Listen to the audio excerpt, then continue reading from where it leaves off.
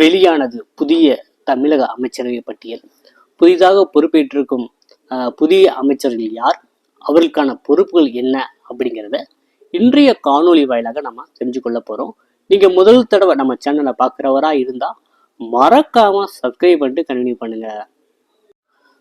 திரு Joseph Vijay, அதாவது மாண்புமிகு முதலமைச்சர் அவர்களுக்கு பொது நிர்வாகம், உள்துறை, காவல்துறை, ஐஏஎஸ், ஐபிஎஸ், ஐஎஃப்எஸ், சிறப்பு திட்ட செயலாக்கம், மகளிர், குழந்தைகள், முதியோர் மற்றும் மாற்றுத்திறனாளிகள் நலன், இளைஞர் நலன், நகராட்சி நிர்வாகம், நகர்ப்புற மற்றும் குடிநீர் வழங்கல் போன்ற துறையில கவனிக்கும் பொறுப்பை மாண்புமிகு முதலமைச்சர் திரு ஜோசப் விஜய் அவர்கள் பொறுப்பேற்றிருக்கிறார்கள்.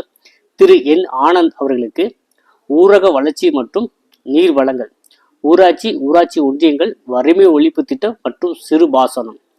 திரு ஆதவ் அர்ஜுனா பொதுப்பணித்துறை, கட்டிடங்கள், நெடுஞ்சாலைகள், சிறு துறைமுகங்கள் மற்றும் விளையாட்டு மேம்பாட்டு துறை.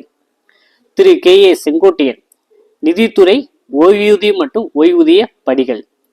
டாக்டர் கேஜி அருண்ராஜ் சுகாதாரம், மருத்துவ கல்வி மற்றும் குடும்ப நலத்துறை.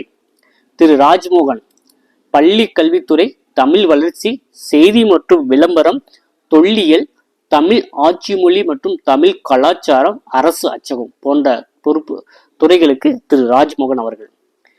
திரு சிடிஆர் நிர்மல்குமார் ஆற்றல் மூலங்கள், மின்சாரம், மரபுசாரா எரிசக்தி மேம்பாடு மற்றும் சட்டத்துறை, நீதிமன்றங்கள், சிறைச்சாலைகள், ஊழல் தடுப்பு, சட்டமன்றம், தேர்தல்கள், கடவுச்சீட்டு போன்ற துறைகளுக்கு திரு சிடிஆர் நிர்மல்குமார்.